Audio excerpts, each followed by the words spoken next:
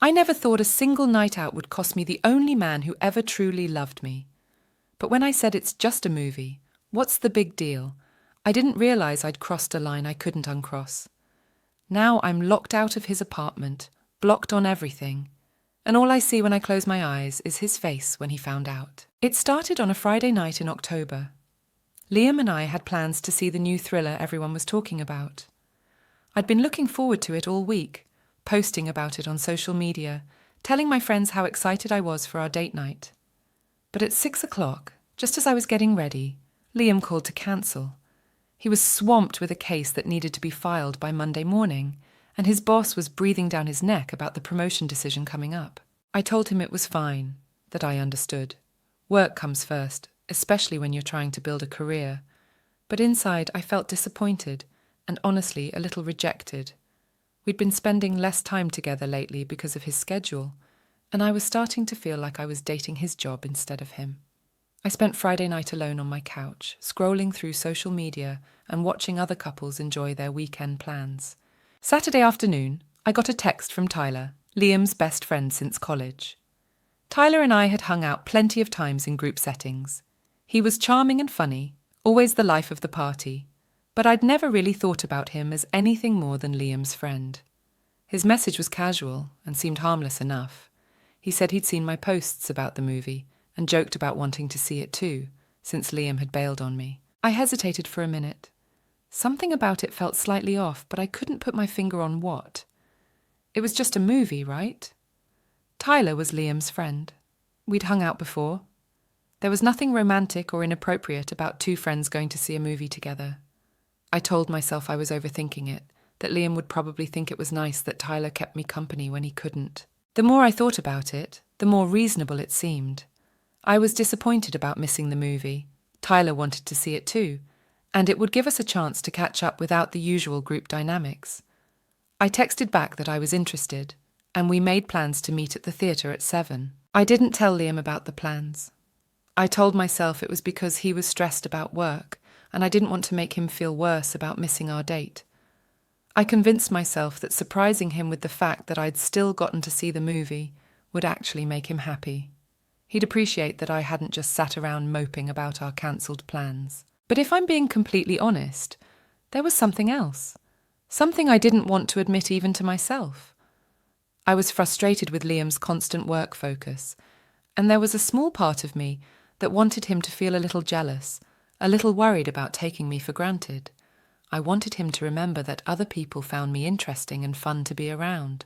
Saturday evening, I found myself putting more effort into getting ready than I'd originally planned. I told myself I was just dressing up because I'd been looking forward to going out all week. I did my makeup carefully, straightened my hair, and chose a cute outfit that was casual but flattering. When Tyler picked me up, he complimented how I looked, and I felt a little thrill of validation that I'd been missing. At the theatre, Tyler insisted on buying my ticket and snacks. He joked about how I deserved better treatment than my boyfriend had been giving me lately, working all the time and cancelling our plans. I laughed it off, but his comments stuck with me. Maybe I did deserve someone who prioritized me more. Maybe I deserved someone who didn't make me feel like I was competing with spreadsheets and legal briefs for attention. During the movie, I found myself more aware of Tyler than I should have been. When he leaned over to whisper something funny about the plot, I could smell his cologne. When he offered me some of his candy, our fingers brushed in a way that felt intentional. I didn't move away when he shifted closer during the scary parts, even though there was plenty of room in our row. After the movie, we walked around downtown for a while, talking and laughing more than I'd expected.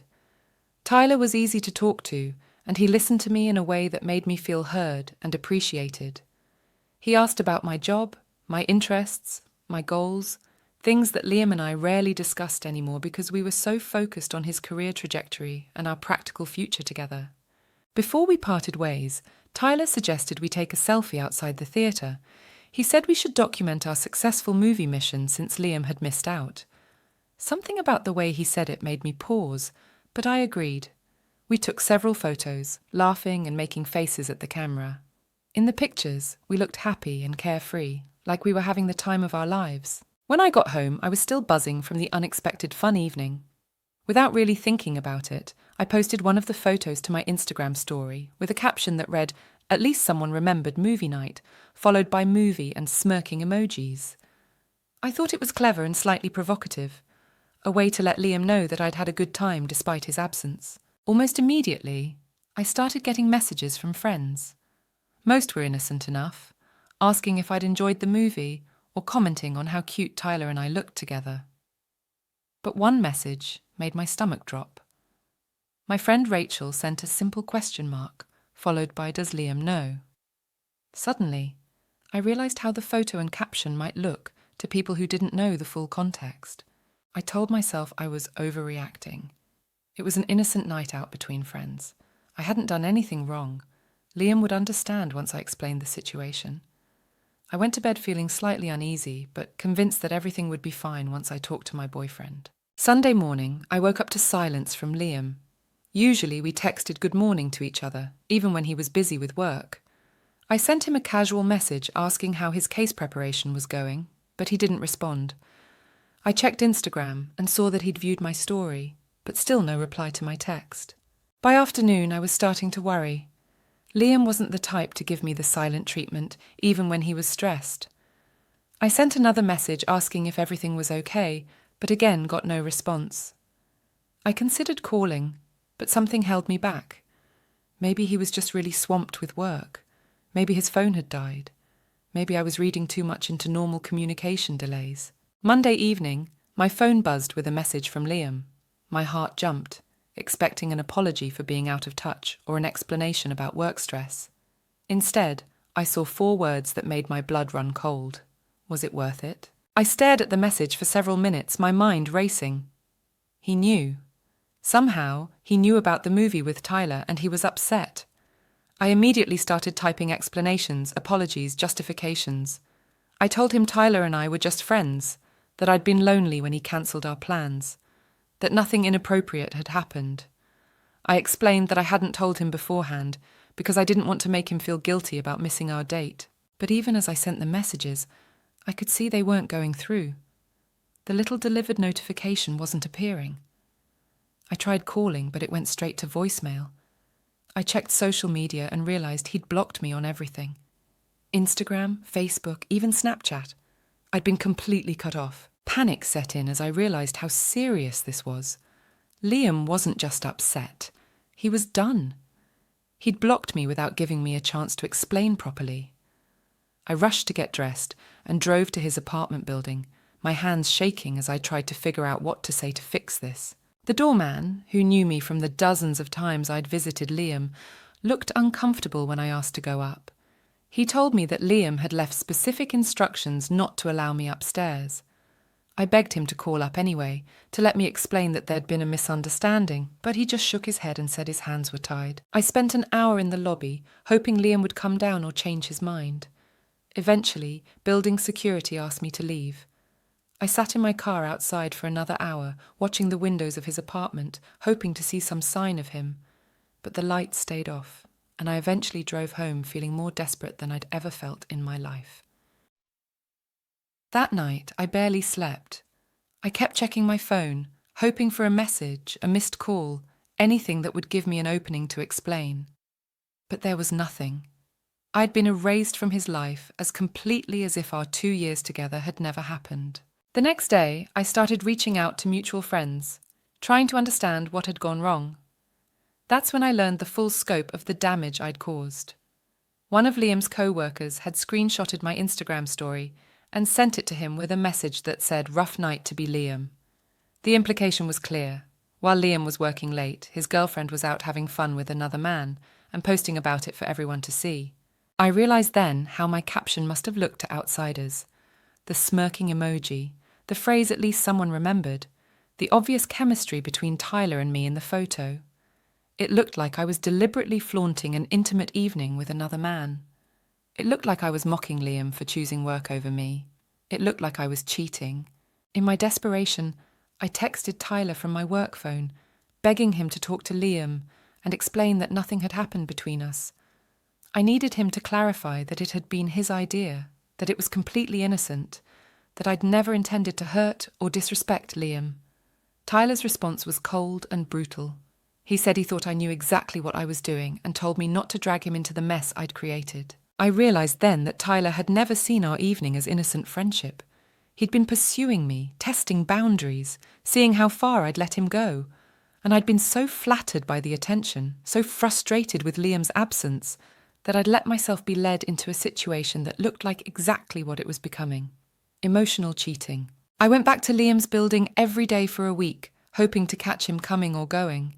I wrote letters that I tried to give to the doorman. I called his office, but his assistant said he wasn't taking personal calls. I felt like I was losing my mind, unable to accept that someone who'd loved me so completely just days before could cut me off so absolutely. Finally, I came home from work one day to find a cardboard box sitting outside my apartment door. Inside were all the things I'd left at Liam's place over the course of our relationship. My toothbrush, clothes, books, the coffee mug I'd claimed as mine, photos of us together. Everything smelled like his cologne, like the life I'd thrown away for one stupid night. There was no note, no explanation, no final message, just my belongings, returned like I was a stranger who'd accidentally left something behind. The finality of it broke something inside me. This wasn't a fight we were going to work through. This wasn't a misunderstanding that could be cleared up with the right conversation. This was over, permanently and completely. I started replaying every moment of our relationship, looking for signs that this was always going to happen. But all I could remember were the good times. The way Liam looked at me like I was the most important person in his world. The surprise breakfasts he'd make when I had early meetings. The night he stayed up until 3 a.m. editing my graduate school application essays, because he believed in my dreams as much as his own. I remembered the way he'd hold my hand while we walked, always making sure I was on the inside of the sidewalk away from traffic. The way he'd text me random thoughts throughout his workday because he wanted to share everything with me. The way he'd planned our future together, talking about the house we'd buy, the trips we'd take, the life we'd build when his career was more established. I'd mistaken his dedication to our future for taking me for granted. I'd confused his hard work to provide for us with neglect. I'd been so focused on feeling unappreciated that I'd failed to appreciate everything he was doing for me, for us. The memory that haunted me most was from our 6-month anniversary. Liam had surprised me with a weekend trip to a cabin in the mountains. No cell service, no work distractions, just us. On Saturday night, we were sitting by the fire, and he told me I was the first person who'd ever made him want to be better. He said I inspired him to work harder, to dream bigger, to become the kind of man who could give me everything I deserved. I'd felt so loved in that moment, so secure in our relationship. How had I gone from that feeling to seeking validation from his best friend? How had I let loneliness and boredom drive me to betray the person who loved me most? I kept replaying the movie night, looking for the exact moment when innocent friendship had crossed into something else. Was it when I chose my outfit more carefully than necessary? When I didn't pull away from Tyler's casual touches? When I posed for that photo with a smile that was too bright, too intimate? When I posted it with a caption designed to make Liam jealous? Each memory felt like evidence of my guilt. I hadn't cheated physically, but I'd been emotionally unfaithful. I'd sought attention from another man because I felt neglected by my boyfriend. I'd enjoyed the flirtation, the validation, the feeling of being desired. I'd deliberately posted about it in a way that would hurt Liam. I'd prioritized my own immediate gratification over our relationship. Friends started taking sides. Some said Liam was overreacting, that going to a movie with a friend wasn't worth ending a 2-year relationship. Others said I'd crossed a line, that the Instagram post alone showed I'd intended to hurt him. Most just stayed out of it entirely, uncomfortable with the drama and uncertain about the truth. My family was disappointed but not surprised.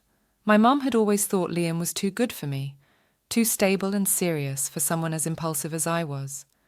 When I called her crying about the breakup, she listened quietly and then said something that cut deeper than any anger could have.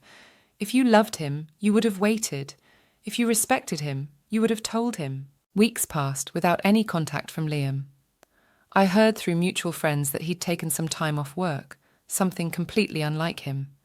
Someone saw him hiking alone on trails we used to explore together. No one knew exactly where he was staying or what he was planning. He'd disappeared from our social circle as completely as he'd disappeared from my life. I found myself driving by places we used to go together. The coffee shop where we'd had our first date. The park where we'd spent Sunday mornings with his dog. The movie theatre where I'd destroyed everything. I went back to that same theatre one evening, bought a ticket to the same movie Tyler and I had seen, and sat in seats as close as possible to where we'd sat that night. Watching the movie alone, I cried through most of it. Not because it was sad, but because I could see so clearly how unnecessary the whole thing had been. The movie wasn't even that good. It wasn't worth losing Liam over. Nothing would have been worth losing Liam over. After the movie, I walked the same route Tyler and I had taken that night. Everything looked different in my memory, tainted by the knowledge of what I'd lost. The downtown streets that had seemed romantic and full of possibility now just felt empty and cold. I thought about all the evenings Liam and I could have spent walking these same streets if I hadn't ruined everything. I decided to write Liam a letter. Not a text or email that could be easily deleted, but a real letter on paper that would require him to physically throw it away if he didn't want to read it. I spent hours writing and rewriting, trying to find words that could possibly convey how sorry I was, how much I regretted my choices, how desperately I wanted another chance. In the letter, I told him everything. How I'd been feeling neglected and seeking validation. How Tyler had pursued me, and I'd been too flattered to shut it down immediately. How the Instagram post was meant to make him jealous, not to humiliate him. How I realized too late that his hard work was an expression of love, not neglect. How I'd trade anything to go back and make different choices. I mailed the letter to his apartment, then waited anxiously for any kind of response. Days passed, then weeks. I started to think maybe he'd moved. Maybe the letter never reached him. I considered sending another one, but something held me back. If he'd gotten it and chosen not to respond, sending more would just prove that I still didn't understand boundaries. A month after I'd sent the letter, I came home to find a package outside my door. My heart raced when I saw Liam's handwriting on the address label. Inside was my letter, unopened, returned to sender. Attached was a small yellow post-it note with a message that shattered what was left of my heart. I hope he treats you better than I ever could. -L. The note was devastating in its generosity. Even in his pain, even after I'd betrayed and humiliated him, Liam was wishing me well. He wasn't angry or vindictive. He was just done. He'd moved on so completely that he genuinely hoped I'd find happiness with someone else. The kindness of it made my betrayal seem even worse. I looked up Tyler on social media for the first time since everything had happened. His relationship status had changed. He was dating someone new, a pretty blonde who looked nothing like me. In their photos together, he looked happy and attentive, the way he'd looked at me that night at the movie theatre. I realised I'd been just another conquest to him, another chance to prove he could take something that belonged to his friend. The girl in his photos looked young and trusting, the way I'd probably looked to Liam when we first started dating. I wondered if Tyler would do the same thing to her eventually, if he'd find another friend's girlfriend to pursue when the novelty wore off. I wondered if she had any idea what kind of person she was dating. Now I spend my evenings alone, thinking about all the ways I could have handled things differently. I could have told Liam about Tyler's invitation and asked how he felt about it. I could have suggested the three of us go together when his work calmed down. I could have just waited and seen the movie with Liam later, like a patient, loving girlfriend would have done. I sit in the same coffee shop where Liam and I used to meet on Sunday mornings. Sometimes couples sit at our old table, sharing pastries and making plans for their day. I watch them and remember what it felt like to be part of something solid and real. I remember what it felt like to be loved completely by someone who saw a future with me. The hardest part isn't just losing Liam, it's knowing that I lost him through my own choices. He didn't leave me for someone else. He didn't fall out of love with me. He didn't grow apart from me naturally over time. I destroyed our relationship with my own selfishness and stupidity, and I have to live with that knowledge forever. I thought being independent meant doing whatever I wanted without considering how it affected other people. I thought I was entitled to attention and validation from whoever was willing to give it to me. I thought I could have my cake and eat it too, keeping my devoted boyfriend while also enjoying flirtation with other men. But real love isn't about independence or entitlement or validation. Real love is about building something together that's bigger than either person alone. It's about making decisions that strengthen your partnership rather than satisfying your individual desires. It's about putting the relationship first, even when it means sacrificing immediate gratification. I had someone who loved me enough to work 80-hour weeks to build us a future. Someone who stayed up all night helping me with my goals. Someone who looked at me like I was everything he'd ever wanted. And I threw it all away because I was bored on a Friday night and flattered by his friend's attention. The worst part is that I understand now why Liam couldn't forgive me. It wasn't just about the movie or even the Instagram post. It was about what those things revealed about my character. They showed that I was willing to betray his trust for something as trivial as entertainment. They showed that I would humiliate him publicly when I felt neglected. They showed that I wasn't the person he thought he was building a life with. I hope someday I'll find someone else who can love me, despite knowing what I'm capable of. But I doubt I'll ever find someone who could love me the way Liam did, completely and without reservation. That kind of love requires trust. And I proved that I can't be trusted when things get difficult or boring or when someone more exciting comes along. I thought independence meant doing what I wanted. But real love, real partnership is what you build together.